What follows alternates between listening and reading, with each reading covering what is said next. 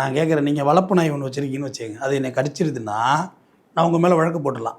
நான் வழக்கு போட்டு மெட்ராஸ் ஹைகோர்ட்டில் ஆர்டர் வாங்கி ஈரங்காயில் அதுக்குள்ளே இங்கே பிட்புல் ஒரு நாய் வந்து இங்கே ஜாபார்கான்பேட்டையில் கடிச்சு ஒருத்தர் கொன்னே போட்டு செத்தே போயிட்டார். கருணாகரன் பேர். வாழ 50 வயசு தான், ஒன்றும் பெரிய லாங் வயசுலாம் கிடையாது. செத்துட்டார். எத்தனை சீனியர் சிட்டிசனை பந்தாடு தெரியுமா அந்த நாய்? உங்கள் வீட்டு தாத்தா பாட்டி ரோட்டில் போகக்குள்ள வரக்குள்ள கந்தல் கோலமாக புணமாக கிடச்சா எப்படி இருக்கும்? நாய் வேட்டையாடியது, ஒரு வாகனம் மோதிடுது, அந்த நேச்சர். ரோட்டில் லாரி போகுது, பஸ்ஸு போகுது, எல்லாம் போகும், ஆக்சிடென்ட் ஆகும். அதெல்லாம் மறுத்து பேசலை. ஒரு அட்டாக் வந்துடுது, இறந்துடுறாங்க, இட்ஸ் ஓகே. ஒரு எலக்ட்ரிக் ஷாக் அடிச்சிருது, ஒயர் இருந்து விழுந்து செத்துட்டா ஓகே, அதெல்லாம் ஆக்சிடென்ட்டு. ஆனால் நாய் பண்ணுறது இன்சிடென்ட்டு. நீங்கள் வளர்த்த நாய் கடிச்சிருதுன்னா உங்கள் மேலே வழக்கு போடலாம். தெருநாய் கடிச்சா யார் மேலே வழக்கு போடுறது? அன்றைக்கி அப்படி தான் ஒரு தெருநாய் வந்து ஒருத்தரை கடிச்சிருது, அவர் ராடால் அடிக்கிறார் நாயை, ஓகே. இன்னொருத்தர் வந்து எப்படி நாயை அடிக்க போச்சுன்னு ஒம்பளத்துக்கிட்டு இருக்காரு.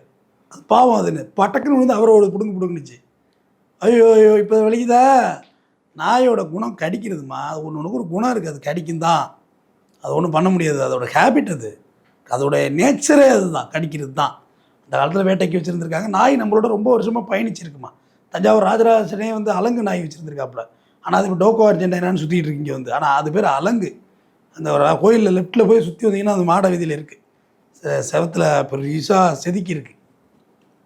வள்ளுவனும் நாயை பற்றி சொல்லுங்க. நன்றிக்கு நாயை தான் உதாரணம் சொல்கிறான், மனிதனையெல்லாம் சொல்லலை. நாய் தான் நன்றியோடதுன்னு சொல்கிறான். ஆனால் வளர்த்தவனுக்கு அது நன்றியோடு இருக்கும், மற்றவனுக்கு அது எப்படி இருக்குன்னு சொல்ல முடியாதுல்ல. நீங்கள் உங்கள் வீட்டில் டாக் வளர்க்குறீங்கன்னா அது உங்கள் சேஃப்டி வச்சுக்கங்க, ஒரு ப்ரிகாஷன். அது நான் தப்பும் சொல்லலை. நாய் வளர்க்கணுங்கிறது என்னோடய பிரியமும் உண்டு. நீங்கள் நல்லா தனி வீடாக இருந்து நல்லா காம்பவுண்டெல்லாம் ஹைட் பண்ணி நல்லா 2 நாயை விட்டு வச்சு நீங்கள் நல்லா வளர்த்துக்கிட்டிங்கன்னா, ஒரு திருடர்கள்லாம் வந்தால் உங்கள் வீட்டை வந்து கடிக்கும், நாய் இருக்குது, பயம் இருக்கும்.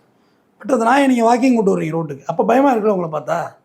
அது பிடுங்கிட்டு பாஞ்சு மேலே பாஞ்சு என்ன உங்களால் ஒரு நாயை எடுத்து கட்ட முடியுமா?